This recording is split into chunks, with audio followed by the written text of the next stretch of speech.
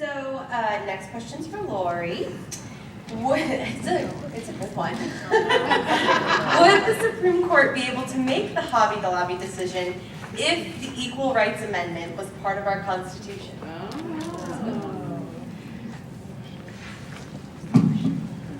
So again, not enough time to go into the dissertation that a real analysis would require. I think that having the ERA as a part of our Constitution would be incredibly helpful.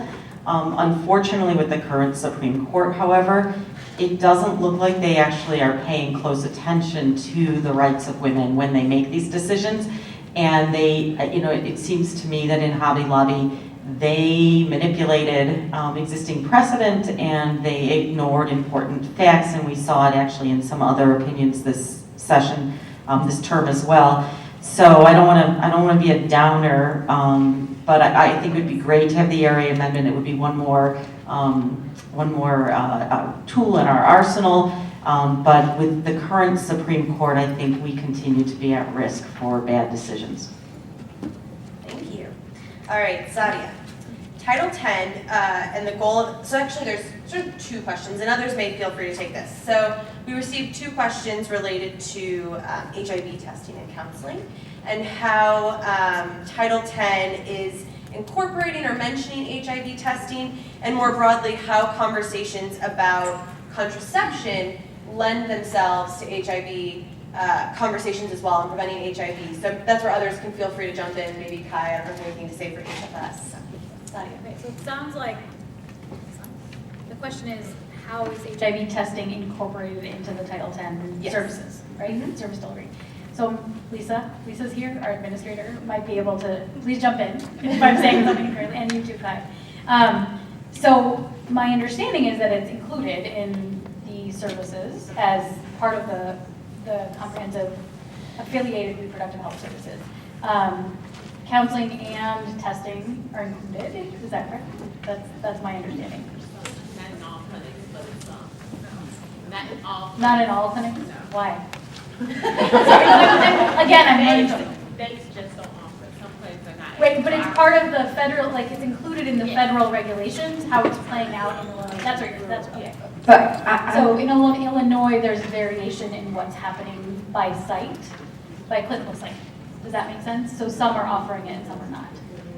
and just as a, Lisa, could you clarify, because I was under the impression that the Title 10 program in Illinois did not reimburse providers for HIV testing. That's what we don't reimburse, but they can offer it. I thought the question was, do they offer? Well, Title 10 providers can offer it, but they're not going to be paid through Title 10. So the woman's not getting a Title 10 service. You know. So I guess it's similar to vasectomy then, is probably the example. So it's allowed by federal Title 10 regulations, and how it's playing out here in Illinois is not covering it. So we'll work on that. We'll put it on our list of to-dos. All right. So in a similar vein, so one of the challenges that we sort of dealt with in planning this event was that there's only so much time and so much that we'd love to talk about. And so we decided to limit to contraception, but as with this question about HIV, there are a lot of other very closely related issues. So my next question is kind of for you, Bridget, but kind of just for everybody, because I think we all care about this issue as well, which is what potential changes do we see or want to advocate for with respect to abortion access? Okay, well, well, I would like to advocate for, and we've been talking to legislators periodically over the years, is that we have restrictive laws here in Illinois. Under the Medicaid program, women can only get an abortion if they are a victim of rape or incest, if their life is in danger, or if their health is in danger. Those restrictions have resulted in many providers just deciding not to take Medicaid at all because they are worried that they might get in trouble if they don't adhere to the requirements. I've heard anecdotally over the years some providers requiring a police report to prove a rape, which is not required by the law or the state program. So women are losing out. Planned Parenthood is one of the few providers in the state that does provide Medicaid abortions, and for the women who don't fall under those categories, we have to find funding for them, and it is a real burden, and I'd like to see those laws changed. Another thing in Illinois that is related to health insurance coverage is state employees do not have any coverage for abortion except when their life is in danger. I'd like that law changed too. Those things are going to have to be changed in the Illinois General Assembly, and it's going to take some time and some work, and maybe some changes are in who's actually in the General Assembly. But yes, I think that is part. We were talking earlier, I think Lori mentioned with the Hobby Lobby, that the court decided, contraception is siloed and not real health care. Well, there's this attitude that abortion isn't real health care that women need, and that's wrong in our opinion. And we would like that to be treated as a decision, a healthcare decision that's private between a woman and her doctor and whomever else she would like to consult. And the law shouldn't interfere with it. And I don't know if Lori has anything to add, because she cares too. I actually do want to go back to a point that I made previously, only I want to tie it to abortion. So our Healthcare Right of Conscience Act, this really hideous, horrible law, the worst in the country, unfortunately emboldens religiously affiliated healthcare providers of certain stripes to turn women away who are in need of real care. So we actually hear from women regularly who are miscarrying or experiencing premature preterm rupture of membranes, say midterm at like 17 weeks or so, and there's no chance for the pregnancy to survive.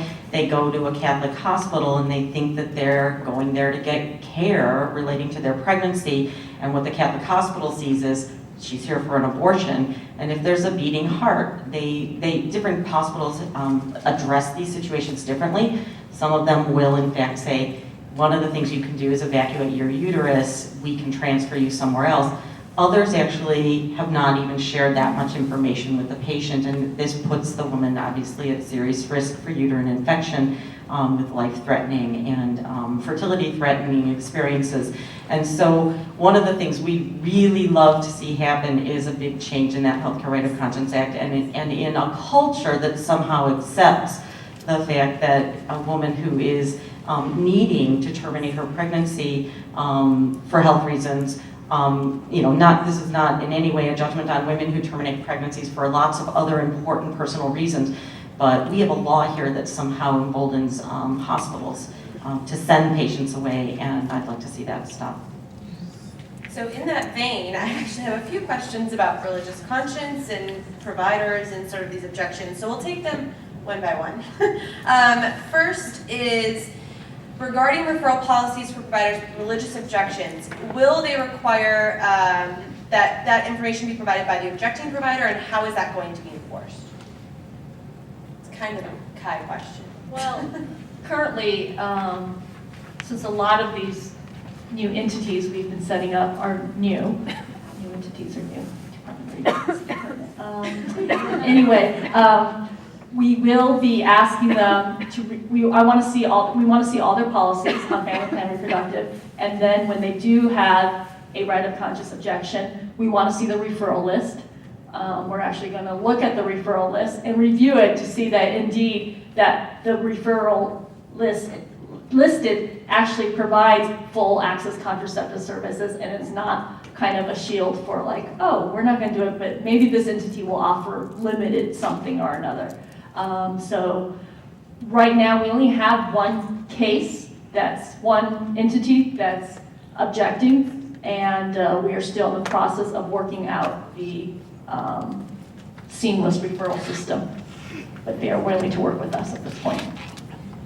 Great, thank you. So I think in terms of enforcement, there's something that I'll add to this, which is sort of from an advocacy perspective, one of the things that we all can do that helps with enforcement of this is calling attention to the issues. So often if I'm turned away by somebody for any reason, especially if I'm someone who's enrolled in Medicaid or uninsured or maybe an immigrant, I have a lot of reasons that I would just say, oh, okay, and I walk away.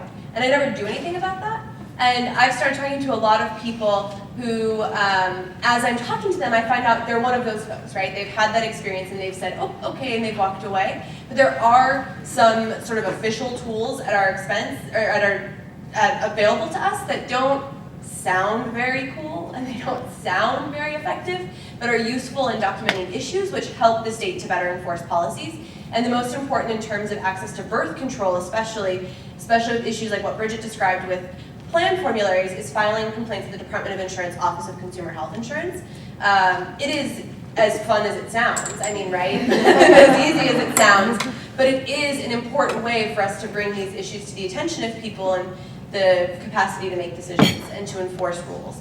I've helped a few people do this related to their coverage from a religiously affiliated hospital or university.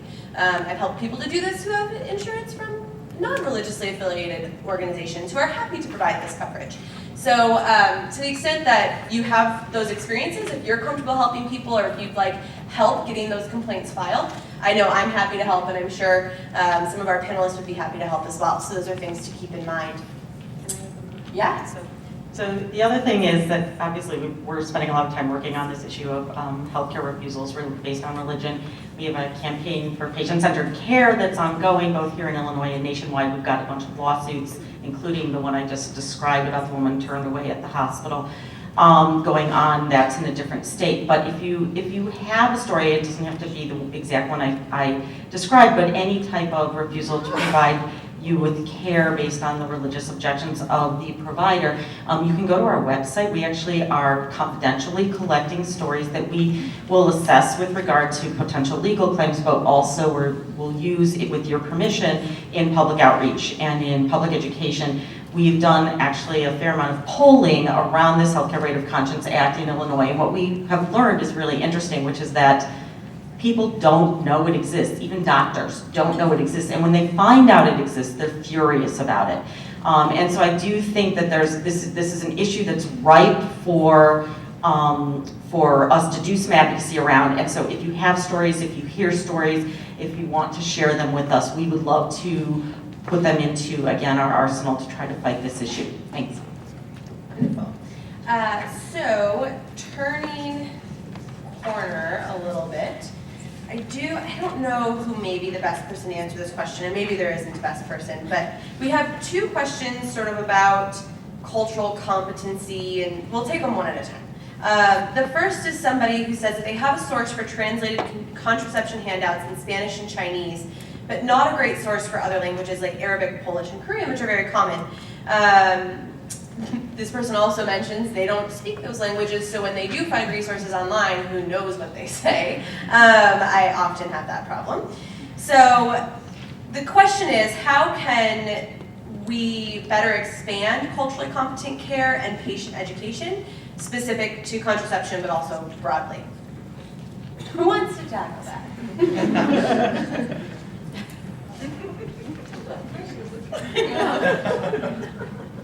I mean, what I can say from HFS, we are focused, working with the governor's office to look at limited English proficiency, which is across the board that could affect many of these that have non-English speaking as their native language. So, I think we as HFS can encourage documents that are for limited English proficiency, using pictograms, using other visual tools to help convey those.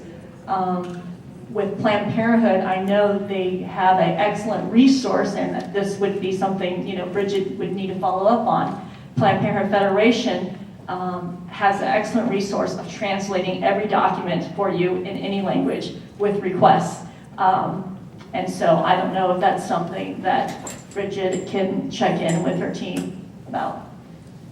Yes, I know that this is an important issue for us, and whenever we have a patient that comes in, we try to do our best. I just actually was talking to one of the health center staff last week. I was walking through the health center, and I'm like, oh, how's the day going? It's busy, you know. She said, well, we kind of got backed up because we had to call the language line, and we do that on a fairly, right, and what's surprising to me is how often we do it in our health centers where we're not in the major Chicago metropolitan area. So there are language services that you can get on the phone and have translations. For documents, I am happy to, if anybody wants to talk to me afterwards, I can get more information on where you can get translated pamphlets and things like that if you need them, and we'll try to help you do that, because that's something that Planned Parenthood has worked hard on. So. And maybe something we could engage plans in, right? Talk about people who have an incentive and money. And I think as far as the broader issue of cultural competency, I think it's really important because it's not just language.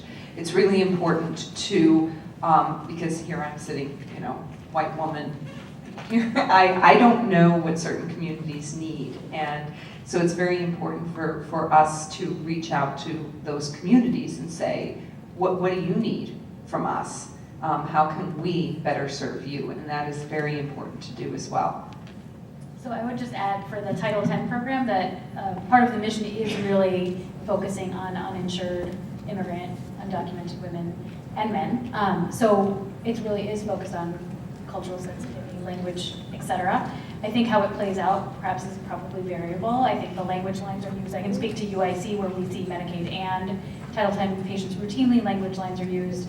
The data shows that these clinics actually have more culturally varied staff already, but we can work to, I think, do better on that front. And then one of the audit requirements is actually doing community outreach, and that's an area where we can really look into what Bridget is saying, like reaching out to these communities and figuring out more of what their needs are.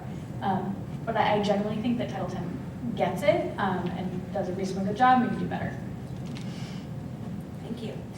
All right, so my next question is actually a policy question that is going to sound at first like a cultural competency question. It's a trick. But an important question nonetheless. Many of our pregnant patients at the Lake County Health Department are undocumented. It's been a terrible struggle to get LARC insertion during the 6-week postpartum coverage period. Of course, undocumented women are sort of in a huge gap once they are more than 6 weeks postpartum. I'd also prefer to wait a bit longer to reduce perforation risk rather than placing early. How can we extend coverage, this is a policy question, for all Medicaid pregnancies to 8 weeks postpartum?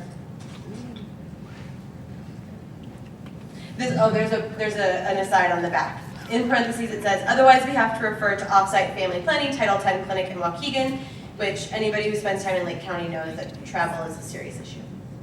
Let me just address the 6-week postpartum. I think that might be kind of a misperception. It's actually, depending on when you deliver, it goes through that month and the full next month. I'm looking at Linda for a confirmation. So it could be almost up to 60 days, meaning if you deliver, let's say January 2nd, you have the rest of that month and all of February to get coverage. Because as a provider, we had just always thought, oh, it's 6 weeks postpartum, so that's 42 days, done.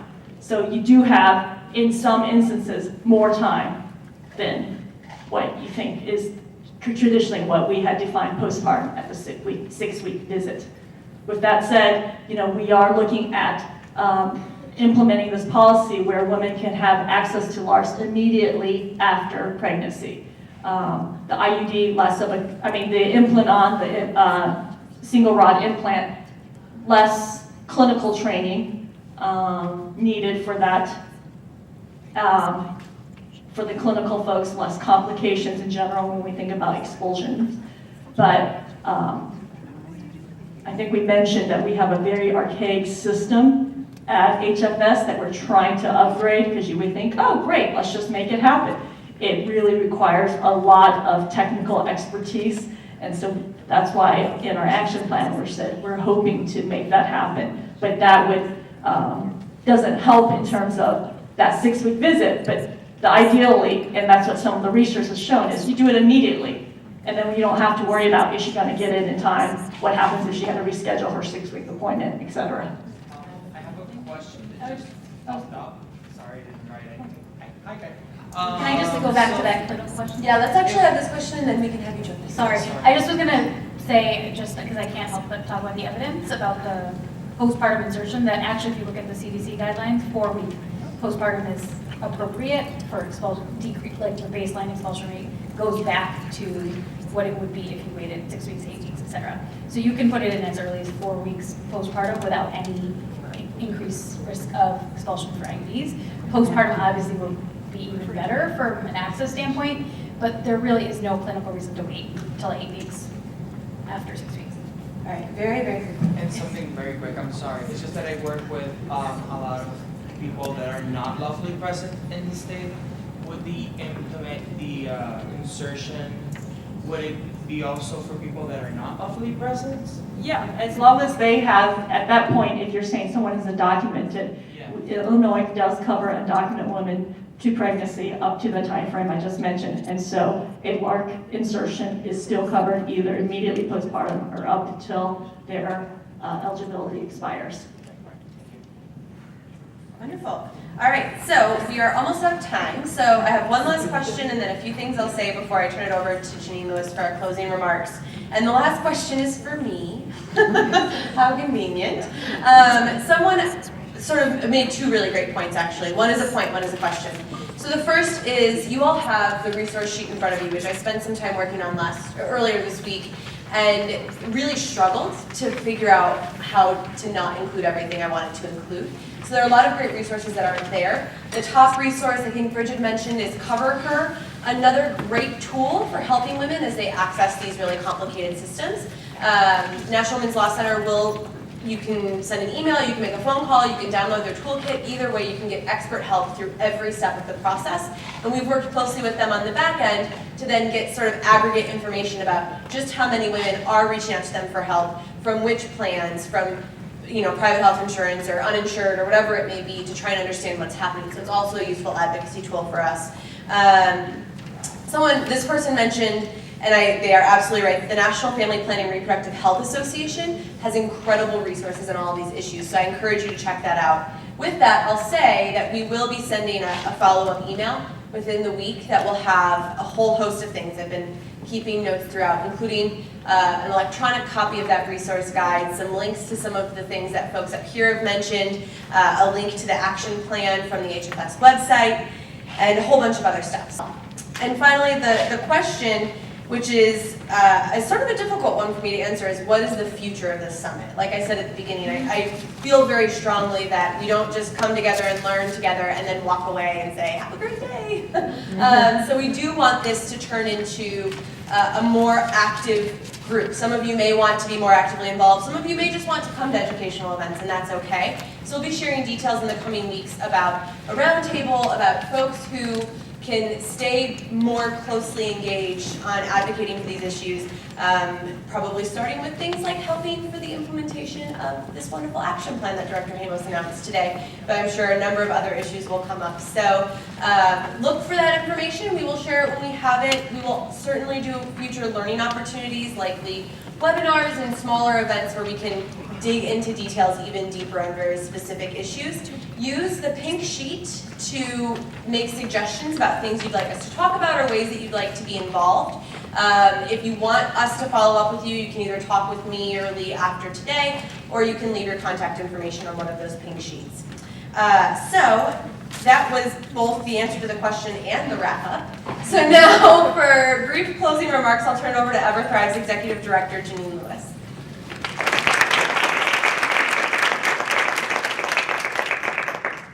So I want to be quick because I want to get you guys out on time.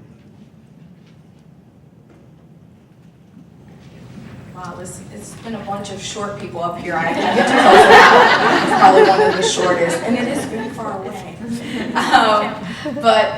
I'm really encouraged to see all of you. I think I feel like I was here at the right place at the right time with all of you. As Kathy mentioned, our goal is never with any of our events to have it be a one-off.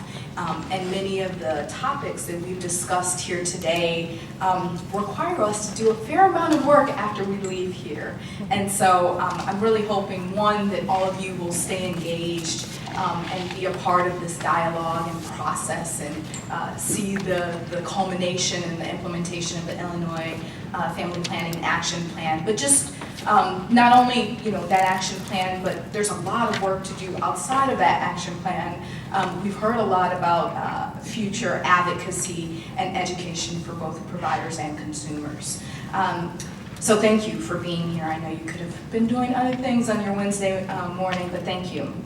Another thanks to Kathy and Lee, and I know Dr. Gilliam had to leave, but thank you guys. I get to just stand up here and say closing remarks, but really the two of them really put this thing together.